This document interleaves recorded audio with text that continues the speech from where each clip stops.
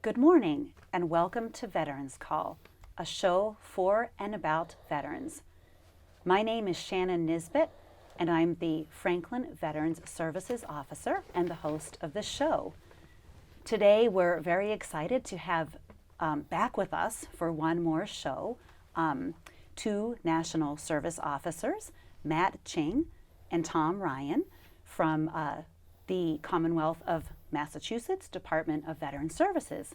Today they're here to talk to us about VA pension and aid in attendance. So welcome back. Thank you. Pleasure. Yeah. So Matt, I'll have you start. Can you describe the background of the VA pension? Sure. For the benefit side of the VA, there are two main programs. One is the disability program and its compensation, and the other one is the pension program that is unique in its that it's entitled to wartime veterans and their families, and it's a needs-based program. And for wartime service, it's outlined by the VA for different eras, and veteran doesn't necessarily have to be in the theater of operations, but has to have had one day during that period of time and met their obligation depending on the period of time of which they served. And then number two, it's a need-based process, which means money, assets, income, net worth. And the net worth goes in conjunction with the bright line number associated with Medicaid, which is approximately around $138,000 right now. So that would include, assets, not to include the personal home or possessions, but it would include, bank accounts and other investments and additional properties, as well as the income make up the net worth. And the best part about this program is that it's a basic pension is for low income veterans and their families, but there is an enhanced version of this, which is a special monthly pension, which you often hear of is referred to as aid in attendance, and this is where there's a medical need involved, and then the enhanced pension would offer a higher level of benefits, if you will. So there is an examination that goes with that, and with that examination, there, in conjunction with the needs-based part, the medical expenses that are paid for the care associated with the medical needs can offset the income. And in order to maximize the benefit, it's best that, if possible, the income is completely offset by the necessary reoccurring medical expenses that are related to the part of the medical need. So there's a lot to that, but it is unique that it is for wartime veterans and their families, and it is a needs-based program. Okay. Thank you for bringing up all of those points, and especially the point about that it is a program for low-income wartime veterans or their surviving spouses. Can you explain, I know this is getting a little technical, but I really, this is a point a lot of people don't realize. Can you explain the concept of the maximum allowable pension rate? Basically, to keep it simple, it's the amount that the VA is going to pay at maximum benefit of the pension to either the veteran or the surviving spouse.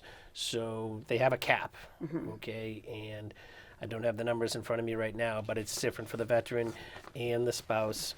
And it goes year to year, it varies with the cost of living increase.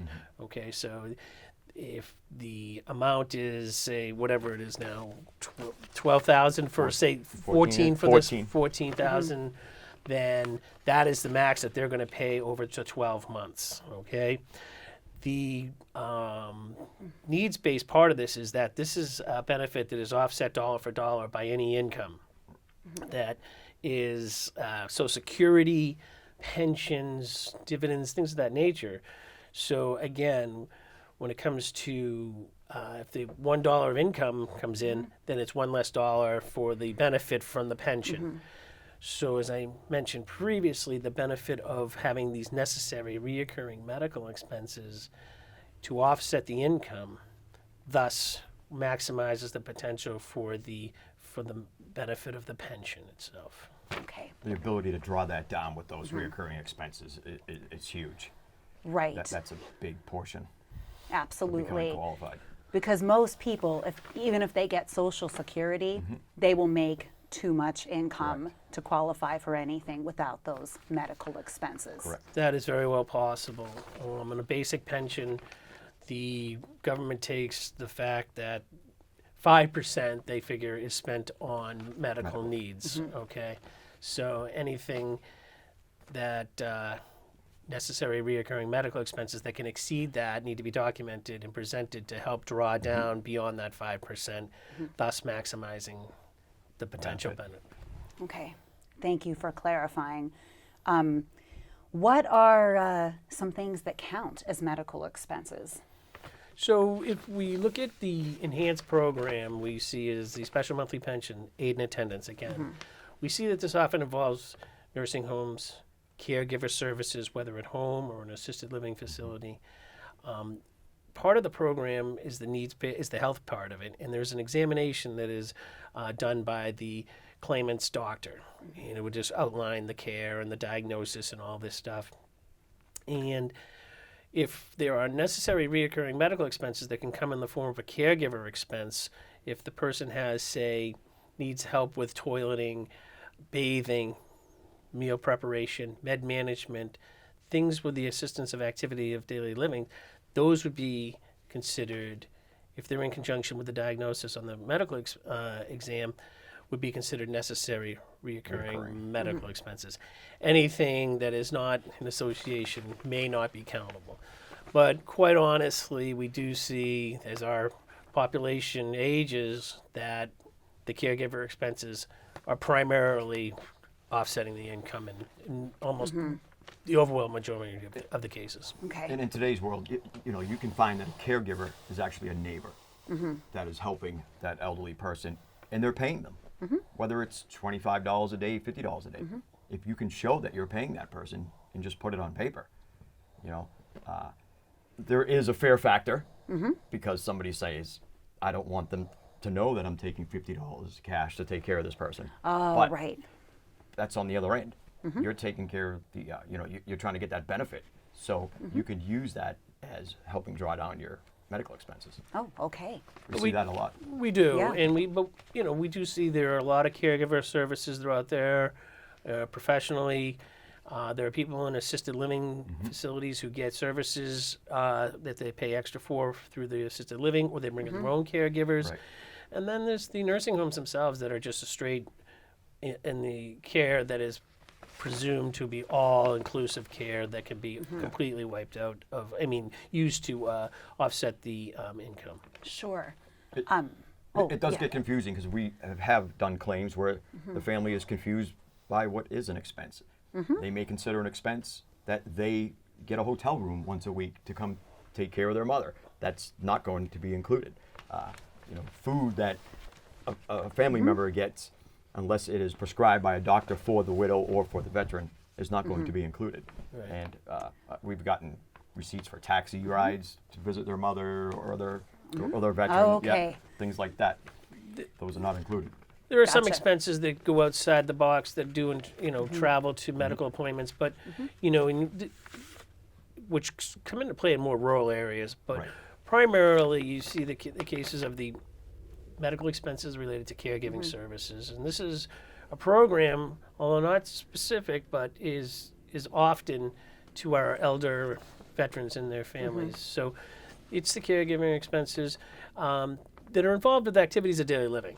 Companion fees are not counted. Right. These other things are not counted, but that Tom referenced. But it's quite easy to have somebody who's in need of this program, who's applying for it, is certainly, I would imagine or assume, that are in need for this program, that they're getting the care that is related to medical needs. And as long as everything lines up, it shouldn't be a problem. Okay. And there are specific forms to be filled out to Oh, sure. for attestation to the caregiving. Absolutely. A little more in depth about assisted livings in relation to the medical expenses. I've seen situations where the VA wants to see a breakdown of what a facility is charging for rent versus medical care. Right. Can you elaborate on that at all, or? Sure. So, in a case of this application process, assisted living has become more accepted now, but there are part of the forms, there are worksheets included, and one would be specific to a nursing home, one's assisted living, one's in-home care. And they have an outline of questions, what kind of services do they provide, and things of that nature. Also, we recommend that they have this caregiver expense statement where they supplement the worksheet with what they do, how much they get paid, because there are 4 criteria that need to be met to make those expenses countable. So, yes, unfortunately, the government does not count rent, food, or shelter. It really focuses on medical expenses, as unique as that may sound. The care itself. Right. Right. Okay, thank you for that explanation. Looking at nursing home care, also sometimes there's situations where a person is paying privately and they're getting aid and attendance, but then their funds run out and they have to apply for Mass Health or Medicaid. How does that affect their aid and attendance benefit? Sure. So with the skilled nursing care that you're referring to, it's assumed that all care is given, so the expenses are accountable. Okay. Then you exhaust their funds, and someone from the facility or the family applies for Medicaid in Massachusetts Mass Health, and if they are accepted into the program, we simply turn in one form that lets them know the date of which they transitioned. And the benefit that is for people who are veterans and their families who are in receipt of the non-service connected pension with the special monthly pension aid and attendance is that the personal expense limit that is given under Mass Health versus the VA is a greater benefit for the veterans program. So I believe that Mass Health or Medicaid is around $72 a month for personal expenses, and for the VA it's $90 a month. So we see this a lot, and it's worked out internally as far as the money for the rest of the benefit goes to, but the entitlement for personal expenses would be still available to that claimant. It's not a lot, but it's something, and it's more than what they would be getting on straight Mass Health. Right. So they should, even if there's a question, they should apply for the benefit, go through the process. Even if they transition, then there would be the time for which they were eligible prior to transition to Mass Health, and also then the personal income, the expense allowance. Okay, so And as always, they need to notify the VA. right. They need to notify the VA of any changes Okay. in the transitor, that if they're applying, if there's income change, if there's anything that can affect the benefit. Because 10 months down the line, the VA will find out, and then you're going to owe a debt. Right, which That's- nobody wants. Right. That is important for any transition. For Medicaid transition, it'll be worked out internally eventually. So that's not so much a problem, but they should definitely be on top of it by submitting the nursing home form that indicates when they transition. But anytime they move from one location to another, or they change caregivers, the law says they need to be kept apprised of this stuff. And whereas eligibility may remain the same, the VA needs to know the dates of the transition, and are these new expenses going to mirror the same expenses to offset the income? So any changes are important to be known. It may cause a little bit of a quirk in the system, but it is the law. Okay, these are very important points. Thank you for bringing them up. What types of records should people be keeping and collecting if they're applying for these benefits or helping their parents apply for them? So on the medical side, of course, as always, you want prescription records, doctor's records, that on the financial side, any type of banking information, retirements, pensions, 401s. The VA only needs to do their research and see that there's a 25-cent dividend being deposited into a bank that's not on the application, and immediately that starts the, oh, there's money coming from somewhere process. Oh, okay. So everything needs to be documented and kept. Deposits into banks. You know, if a family member makes a deposit into a bank, that needs to be annotated somewhere. Okay. You know, my nephew gave me a gift of $800 on this date, then was deposited into my account, because they do break it down and they do look. Oh, wow. Look Okay. heavily, Right. heavily, excuse me. Oh, yes, yes. I would start with the DD 214 to prove eligibility before, because if the eligibility doesn't exist, then they're not going to proceed with the claim, and it's a lot of wasted effort. We need to look at the DD 214, match it up to the VA's eligible time frames, and then proceeding from there, it is about the income and the expenses, and you know, a lot of people put things in trust documentations and things like that need to be presented, you know, because there's a 3-year look back now, and after October of 2018, they established this look back. Prior to that, anybody could apply with assets. Now they have, you know, they could give their money away, kind of like a Medicaid rule at Right. the 5 years. Now this has been implemented. So the people putting things in their trust, as long as they're over 3 years, it's okay. But we do need to make sure the paperwork is submitted and everything is made noted to the VA and is openly presented.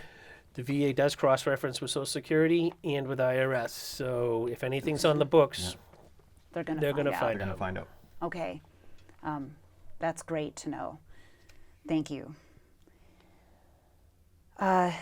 Let's see.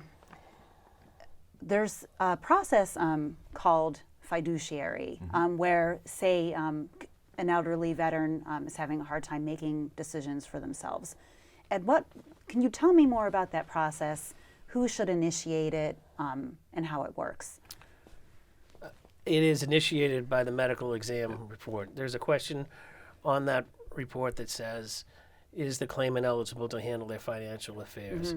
And as I just said to someone yesterday, that every doctor is going to err on the side of caution.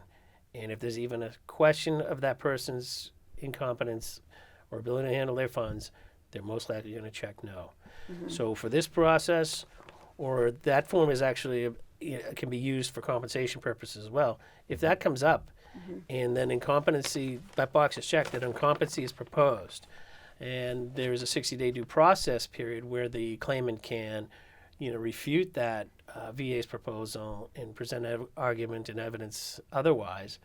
But oftentimes people are in the situation where, you know, our folks are getting older and they're not so sharp. So this is where it's good to have family.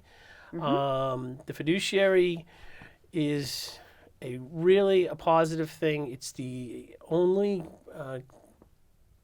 government agency that has someone take full responsibility of the incapacitated person's finances. Social Security, they may have a rep payee, but it's not as in depth as the protection established by the VA. For in the past, that the veteran was often being taken advantage of by unscrupulous Right. people, and so this is there to protect them. And this is where the family comes in again. It's so very important to have a family member involved, because professional fiduciaries can charge 4%, and they manage the person's money. It's if you would liken it to a conservator or conservator in the local level or the civil level.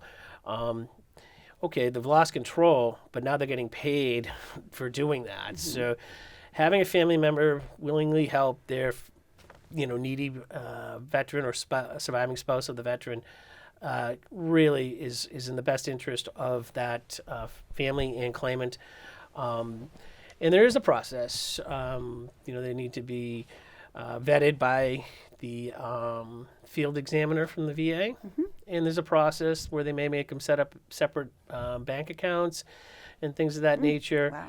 And one thing that does happen is that if incompetency is proposed, that, and then there's an award eventually generated, the payment will start monthly, okay? But any retroactive benefits may be withheld until approval of the fiduciary. Fiduciary's approved. Yeah, by the field examiner. So this could be a significant piece of money. So it's good to have the paperwork up front, identifying that person who's willing to help, give them third-party authorization, get their information on a form so they can be contacted. So after that 60 days, and it gets assigned to a field examiner from the hub, that the process can be initiated and go as most expeditiously as possible. And the it VA is a does its process. due diligence when a veteran or a spouse wants to appoint a family member as a fiduciary. The VA's best interest is that veteran or the spouse. So Yeah. sometimes it can seem like a long process, or sometimes a family member might call and say, I feel like I'm being hassled. Don't they know I'm her daughter? But it's not about you. Right. It's the veteran or the spouse. that Okay, makes they're looking good out for them. sense. So it can take a little bit of time, but it's well worth it. And there's a VA website now that the fiduciaries who are approved and assigned go on to, I believe it's monthly, to show how those expenses are being paid and what they're being used for. And there is annual reporting. Yep. There is annual, they have to do, submit a form once a year, disbursements and, basically a brief ledger, if you would, just to make sure, like as Tom said, this is protection of the veteran and the family. They want to make sure there's no elder abuse being, they're in a safe environment, they're cared for, and number one, too, their finances are not being exploited. And this comes back to years ago, probably, World War I, Civil War, where, there were lawyers filing these claims that brings us around to service organizations to help the veteran. And then they were doing the same as, take advantage of these Right. veterans and their families and taking their money and it was exploitation. So the VA really does care in that regard for their claimants. Oh, absolutely. And I'm so glad they've taken these extra measures Oh, yeah. to protect our veterans. I mean, it can be frustrating with the red tape and the process, but it's in the best interest. Absolutely. Those annual updates, does the VA prompt the veteran or fiduciary for those annual updates, or is that something they just we have to That's know something to the submit? fiduciary will be told by the examiners Okay. and by the fiduciary hub. Okay. What time they expect it. Like I said, they have a website now. If the fiduciary is really on top of their game, they can go on there and do it themselves, and they might never hear from anybody. Okay. If everything's on the up and up, everything looks okay, they're making their reports, it's all set. But then at the same time, we do get those letters, saying that the fiduciary is being taken away because they're not making the reports, and then the VA takes over the fiduciary. Okay. So they're going to assign somebody, and that's happened. Right. And the examiners do take this serious. If there have been complaints that we've actually forwarded on, if there's unscrupulous fiduciaries who've been appointed or who aren't doing their job, they are right on that. They will Oh, yeah. drop them, whatever their case they're on, and they'll go right to that, investigate that case right away to make sure that there is no exploitation going on. So it is taken seriously. It is a big program, and it may seem like a wide net, but if it gets honed in, it can get honed in significantly. So, Okay. And as Matt said in the beginning, the process, the medical exam, and it happens a number of times where the veteran can handle his own funds, and the doctor may say something, and the wife will say, I pay the bills. He takes that as a no. The veteran can't handle his funds. So that can cause an issue at times because the elderly spouse doesn't want to be the fiduciary. She doesn't want a fiduciary. The veteran doesn't want a fiduciary. So during the exam process, you have to pay attention to what's going on. Okay. and there is a 60-day due process period by law for any action that's taken by the VA, whether it's a proposed reduction or it's a fiduciary, the incompetency for the fiduciary. So there's written notification in that the person who is being proposed incompetency to does have the right to refusal Refute that. and submit evidence, and then it'll become a hearing will be presented and so forth like that. Okay. And this doesn't just exist only on the pension side, mind you. There are veterans who are, have problems with, combat-related struggles, substance abuse struggles, where their counselors or their doctors don't believe that they're, or their family members don't believe that Right. they're able to handle their financial affairs, and then that fiduciary process has been implemented as well. And again, they do have their 60-day right to refute, but it is a process to present not only pension recipients but compensation, represent and prevent any bad occurrences, abuse, and malfeasance, but make sure the veteran is being taken care of and the claimant. Sorry. Okay. Well, that is such useful information, and thank you for sharing your expertise, both of you. Are there any other items you want to add before we end our conversation today about this topic? Anything? It's this program is a benefits that's there for wartime veterans and their families. It's something that if they believe they're entitled to apply for, they should. It is a process. It can be challenging financially. This is VA is a federal program, so whereas the Northeast may be a higher cost of living than say West Virginia. yeah, or some other location in the country, it can be a challenge to meet the limitations for the pension program. But just remember the criteria and just work with yourselves in your local community and work with us at the state level to try to get this done as best as we can. Everything's a process, but it takes time.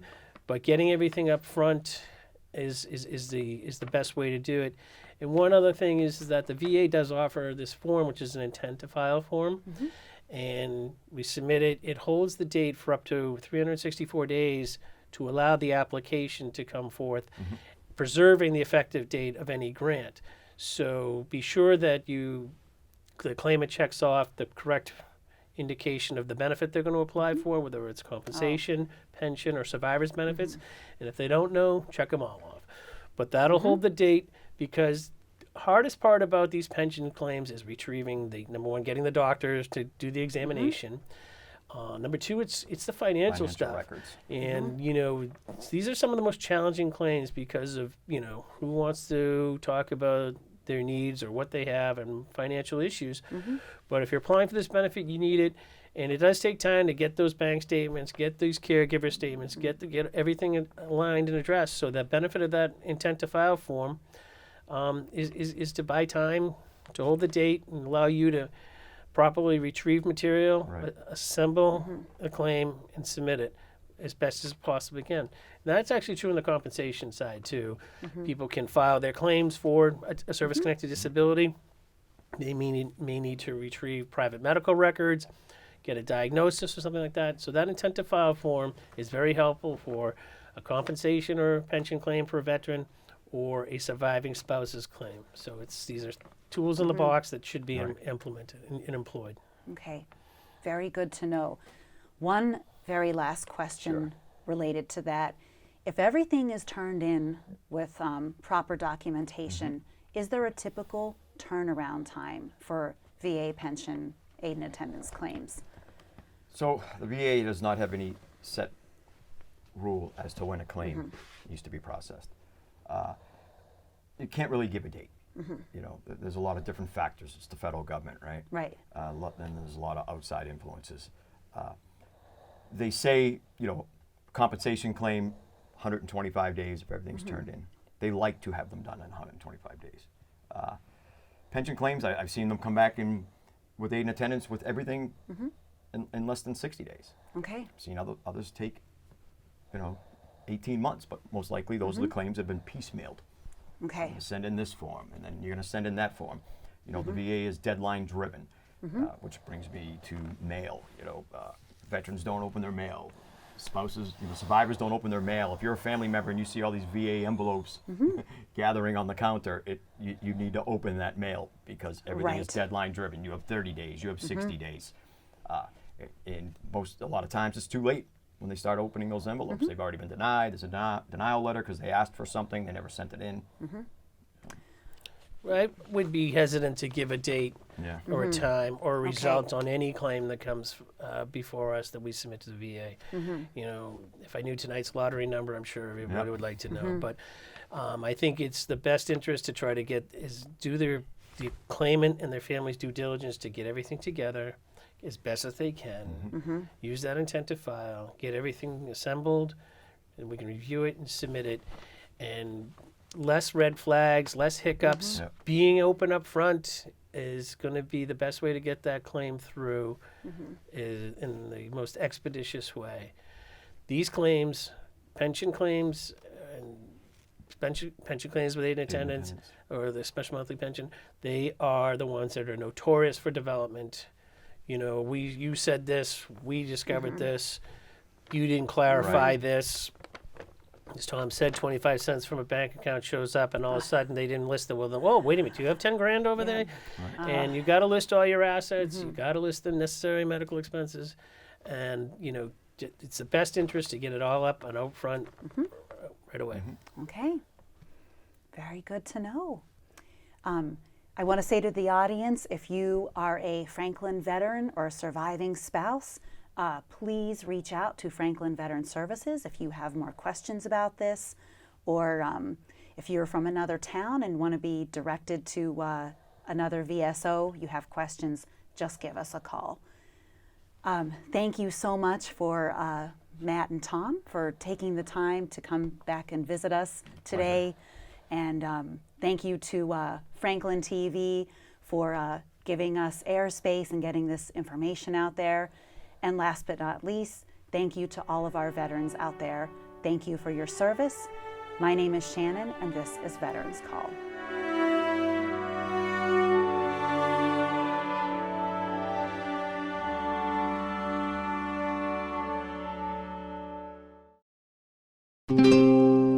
This program was made possible by your Franklin friends and neighbors, good folks just like you. Thanks for supporting Franklin TV. And thanks for watching.